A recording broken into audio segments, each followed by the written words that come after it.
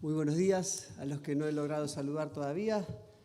Este es el tiempo en que nos concentramos en este libro que por fe creemos que es la palabra de Dios, la Biblia que le habló a generaciones y generaciones desde hace tanto tiempo y que hoy de vuelta cada semana como iglesia lo abrimos y le dedicamos un tiempo precioso. Quizás algunos están medio desconcentrados hoy, pensando en otras cosas.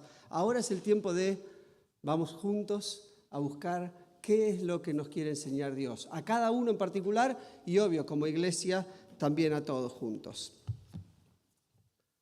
Empiezo con una pregunta difícil. ¿Alguna vez has condenado a alguien? No tenemos muchos jueces acá que dicta veredicto y manda a alguien a la cárcel, ¿no? Pero sí quizás alguno de nosotros que haya dicho, esa persona no la quiero ver más en mi vida. Y no solo eso, no tiene solución. Le hago la cruz, no voy a invertir ni medio segundo más en esa persona porque no vale la pena. Condenamos a alguien, la doy, ya está. Traté de hacer lo posible, no se puede. Nadie puede ayudar a esa persona, está condenada. Hay tres frases que quiero reflexionar de cuando hacemos eso, que tiene distintos niveles de profundidad. La primera es, yo no puedo hacer nada. Traté de ayudar, traté de estar, me ofrecí para ayudar, no sirve. No puedo hacer nada. Me doy por vencido. Otra puede ser directamente la otra persona. No tiene salvación. No hay forma de que esa persona salga adelante. Y la tercera, ni Dios puede ayudarlo. No sé si te pasó alguna vez, o quizás es solamente un ejercicio teórico, pero les quiero decir que Jonás, capítulo 3, responde a estas tres situaciones. Jonás nos dice que no hay instrumento tan débil o frágil que Dios no pueda usar para hacerle bien a una persona. Jonás nos dice que no hay pecador tan lejos que Dios no pueda ayudar. Y nos dice que para Dios no hay nada imposible. La idea de esta reflexión de hoy es que Dios obra a través de instrumentos frágiles para alcanzar y ayudar al pecador más rebelde. Aquel que nosotros decimos, nunca, jamás, esta persona podrá tener un acercamiento a Dios. Y Dios, sin embargo, tiene otro corazón. Repasemos la historia de Jonás que estamos viendo hace algunos domingos. Dios lo llama y le da una oportunidad. Jonás se rebela y se va para otro lado. Se escapa de lo que Dios le estaba pidiendo. Se tira al mar porque había venido una tormenta. Se ofrece su vida para morir porque había desobedecido a Dios. Dios lo rescata de su incredulidad y le da una nueva oportunidad. Y en esta nueva oportunidad Jonás obedece y va a una ciudad llamada Nínive que entendía su alejamiento de parte de Dios y Jonás va con un mensaje fuerte, duro, que vimos el domingo pasado. En 40 días esta ciudad será destruida. Pero hoy sigue la historia y vemos que al final no pasó nada. Jonás dice, yo voy a ir ahí, voy a proclamar que se va a destruir y parece que yo tengo la culpa. Pero ¿qué vemos en el texto de hoy? Vamos a ver dos cosas. La primera es qué aprendemos de Jonás en esta experiencia, pero también qué aprendemos de Nínive. La primera experiencia para Jonás es que cualquier persona, por más débil, rebelde que se considere, puede ser un instrumento en manos de Dios para hacer un gran milagro. En realidad, Jonás viene con algunos eventos medio sorprendentes, de que lo traga un pez, ¿se acuerdan? Y después lo vomita el pez. Pero hoy tenemos el milagro más grande del libro. El milagro más grande es que toda una ciudad se arrepiente y se vuelve a Dios, porque eso es lo más difícil que puede haber. Jonás no parece el mejor predicador para ir a Nínive.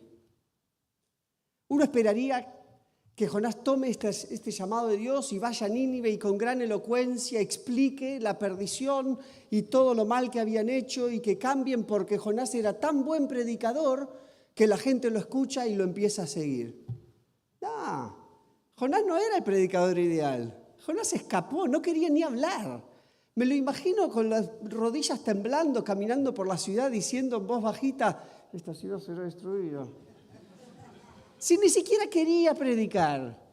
Claramente no era la persona que uno humanamente designaría para una función tan vital.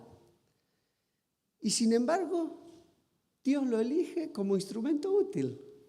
Dios dice, a través de él le quiero hablar a los ninivitas.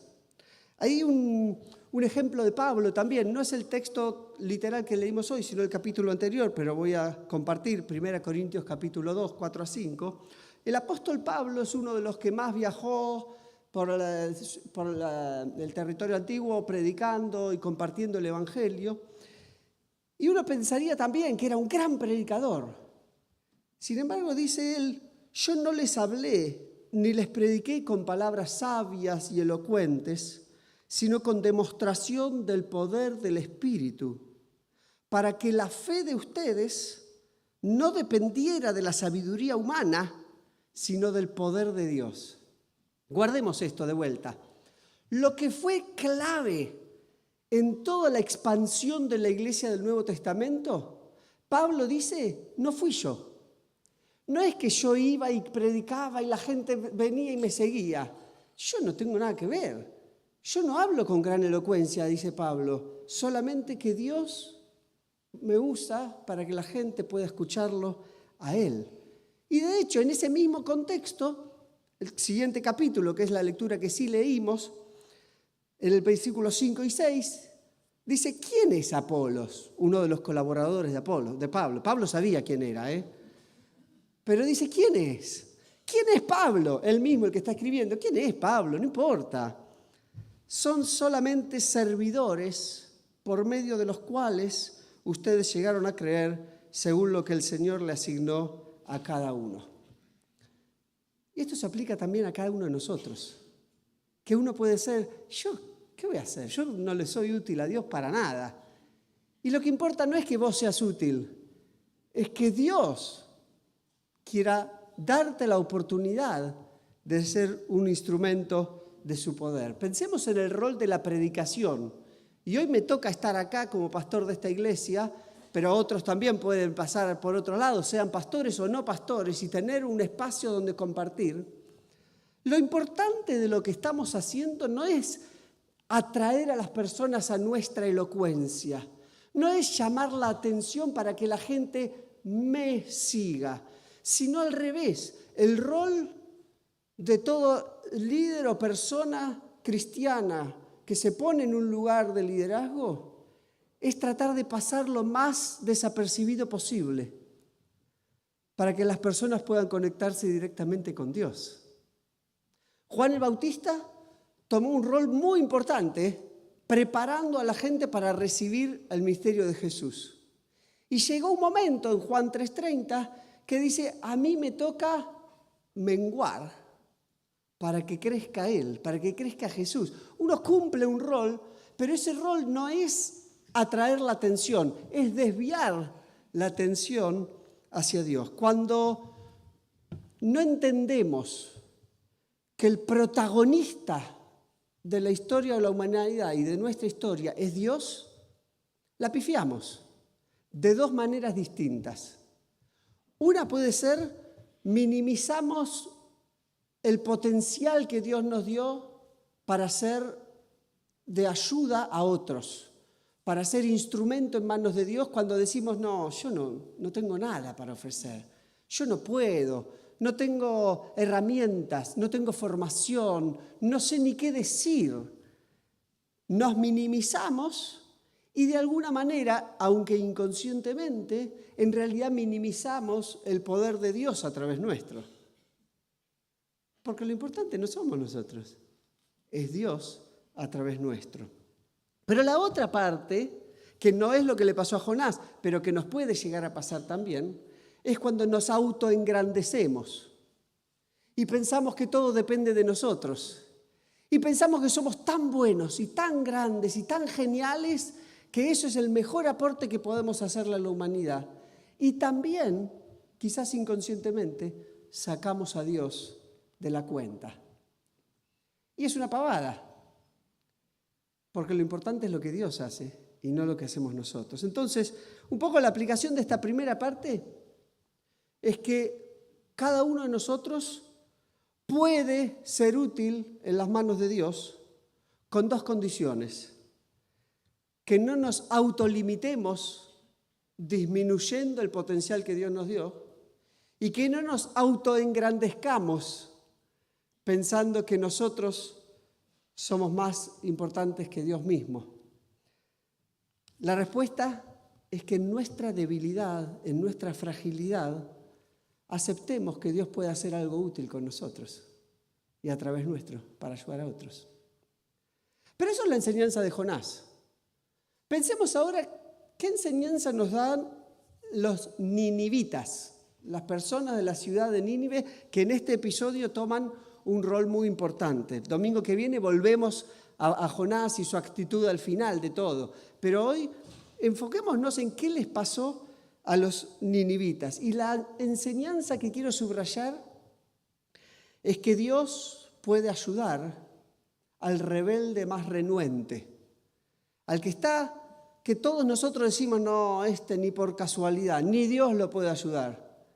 La historia de Nínive nos enseña que Dios tiene algo especial, tiene una búsqueda intencional de aquellos a los cuales Dios está llamando y que no se va a dar por vencido. Fijémonos, vamos a Jonás capítulo 3, versículo 5 dice, y los ninivitas le creyeron a Dios. Como resumen de lo que dije antes, fíjense que no dice le creyeron a Jonás. Jonás habló y los ninivitas creyeron a Dios. Y los ninivitas le creyeron a Dios. Proclamaron ayuno y desde el mayor hasta el menor se vistieron de luto en señal de arrepentimiento. Todo el pueblo escuchó la advertencia y dijeron, vamos a volver a Dios. Versículo 8, el rey también entra en esta aceptación de la advertencia y proclama a todo el pueblo hacer ayuno. El versículo 8 dice, el rey ordena que toda persona, junto con sus animales, haga duelo y clame a Dios con todas sus fuerzas. Ordena asimismo que cada uno se convierta de su mal camino y de sus hechos violentos. Fíjense algo interesante que puede pasar desapercibido. El mensaje que Dios le mandó a Jonás a hablar era una advertencia. El que termina en realidad predicando para que la gente se vuelva a Dios es el rey pagano. El rey es el que ordena el ayuno, el que manda arrepentimiento y cambio de conducta de todos los ninivitas. Cuando el rey manda esto, la manera en que está escrito nos demuestra que no está solamente invitando a cumplir con un ritual. Está diciendo un arrepentimiento genuino. Genuino me refiero a que no es que cumplimos con algo religioso para pedirle perdón a Dios. Cumplimos con ciertas normas rituales para ver si Dios nos perdona. Es, busquemos en nuestro corazón qué nos está pasando, que nos desviamos tanto. Vamos a, de corazón, venir, pedirle a Dios, y no solamente de manera de sentirnos mal por lo que hicimos, sino de cambiar nuestra conducta y nuestras actitudes. El arrepentimiento no es solamente cuando venimos y antes de empezar el culto tenemos un momento de confesión y decimos, perdón Dios por todo esto, borramos lo de la semana, empecemos de vuelta. Es una actitud permanente de buscar hacer la voluntad de Dios. Me animo a decir que el arrepentimiento ni siquiera es por algo malo que hayamos hecho, sino porque muchas veces en nuestra vida no nos alineamos con todas las enseñanzas de Jesús. Ese arrepentimiento no es solo pedir perdón, es también buscar a Dios y decirle, ayúdame a cambiar mi manera de ser. Lo mismo nos pasa en las amistades, en los matrimonios, cuando tenemos que levantar una situación porque metimos la pata. Y no pensemos que el perdón es como un fibrón que borra todo y ya está. Tachamos, borrón y cuenta nueva. El perdón es para atrás, pero también es construir hacia adelante. El perdón tiene que ser un aprendizaje. El perdón de parte de Dios es tomarlo de vuelta de sus manos y decir, Dios, mirando para adelante, ayúdame a encaminarme. Ayúdame cuando se me está por zafar la chaveta. Frename. Ayúdame con humildad, lo digo. Se ve que varias veces se me escapa algo. La madurez cristiana apunta cada vez más a evitar esos desvíos, más que solamente pedir perdón cuando nos equivocamos. Ahora, vuelvo a esto, versículo 10.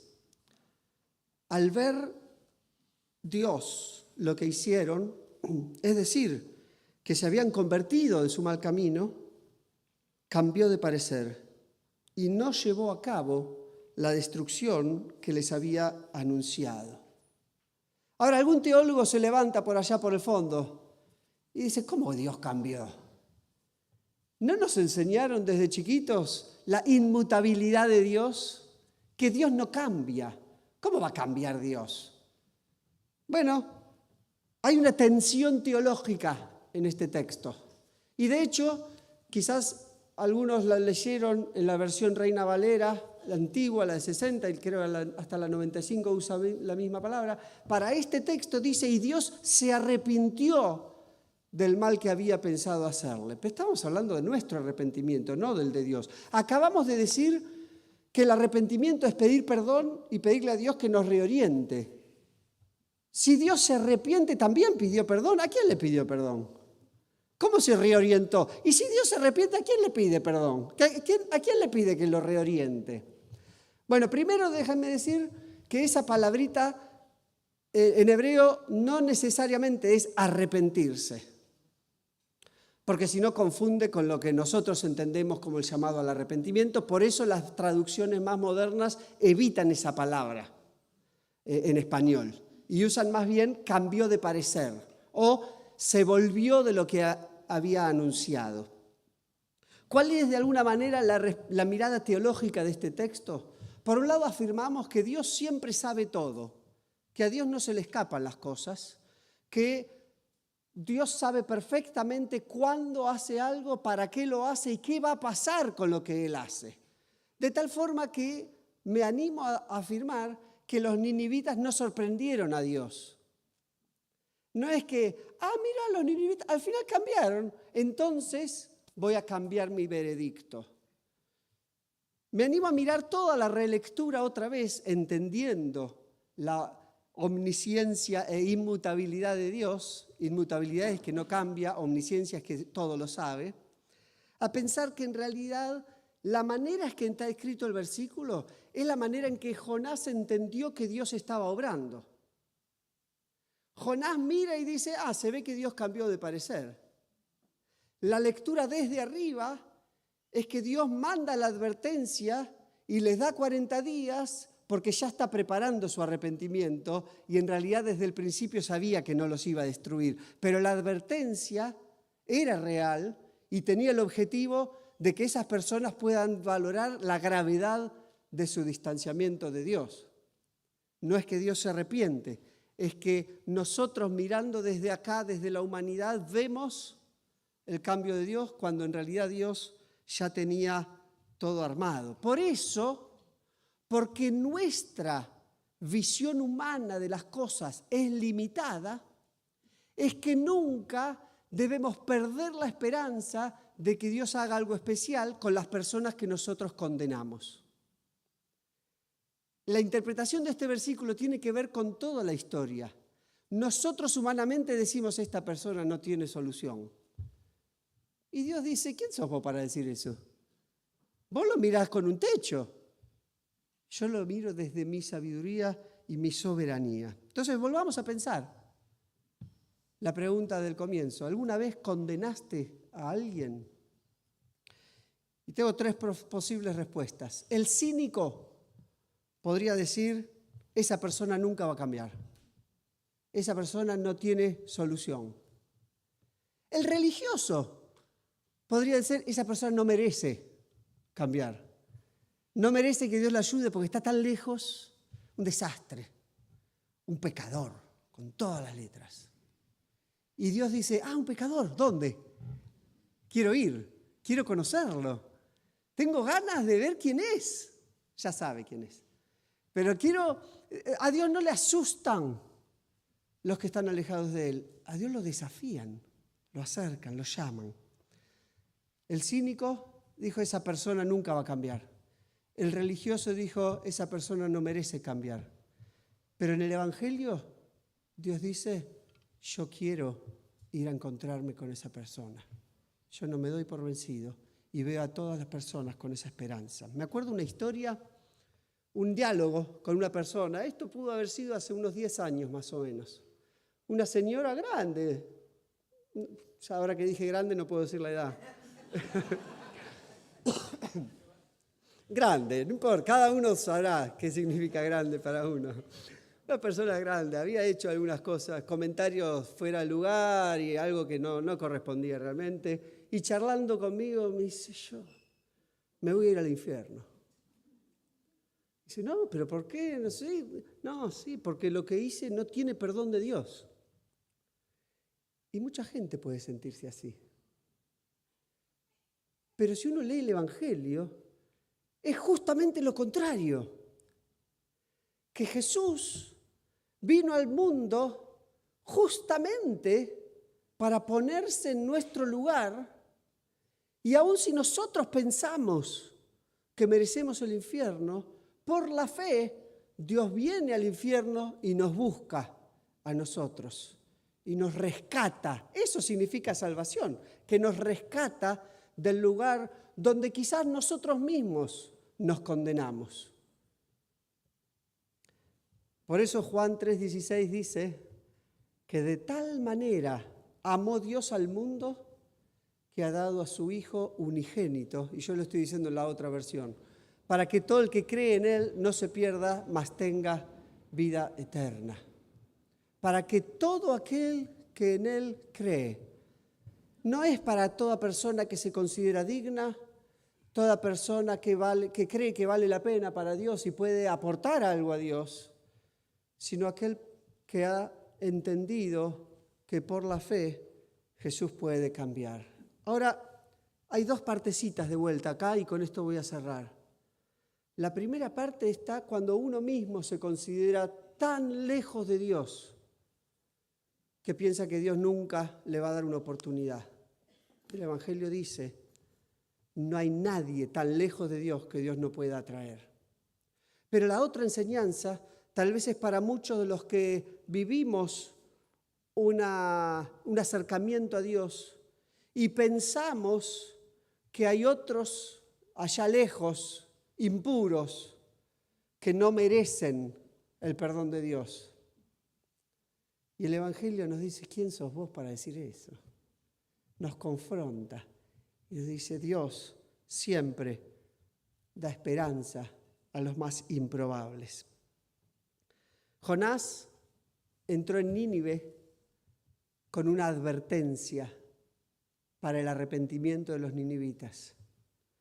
Jesús entró al mundo para que cada uno de nosotros tengamos la oportunidad de acercarnos a Dios y recibir su perdón. El repaso de hoy es que cada uno de nosotros podemos ser un instrumento útil en manos de Dios, pero sobre todo que para Dios no hay nada imposible. Vamos a hacer una oración ahora. Yo te animo a que pienses en esa persona, si pensaste alguna, en la cual dijiste, para esa persona no hay esperanza. Que pienses en una persona que has condenado y que dijiste, está tan mal esa persona que nadie lo puede ayudar. Que pienses si el que necesita ayuda no sos vos, que condenás a las personas pensando que no tienen solución. Quizás el que no tiene solución soy yo, de estar condenando a las personas. Siempre Dios tiene poder para transformar al más improbable. Vamos a orar. Querido Dios, primero te damos gracias por habernos convocado a ser instrumentos en tus manos. Con humildad nos ofrecemos para que lo hagas. Pero también te pedimos perdón porque a veces nos hemos puesto en lugar de juzgar a otros y llegar a condenar a otros, diciendo que ni vos podías ayudarlos. Perdón, Dios. Ahí nos damos cuenta que el que primero necesita transformación somos nosotros. Y por eso gracias por la oportunidad de ser instrumento en tus manos. Ayúdanos como iglesia a transmitir siempre el mensaje de que en vos hay esperanza, aún para el más improbable. Ayúdanos, Dios, a ser una comunidad de esperanza. Y en particular hoy, ayúdanos a quienes necesitamos algo nuevo de tu parte. Aquel que hoy se siente lejos tuyo. Aquel que está pensando hoy que necesita arrepentirse de muchas cosas. Pido que hoy sea un día en que pueda decirte, Dios, ven en mi ayuda. Dame una mano. Necesito ayuda para salir adelante, con la convicción de que con vos no hay nada imposible y siempre nos das una nueva oportunidad. Amén.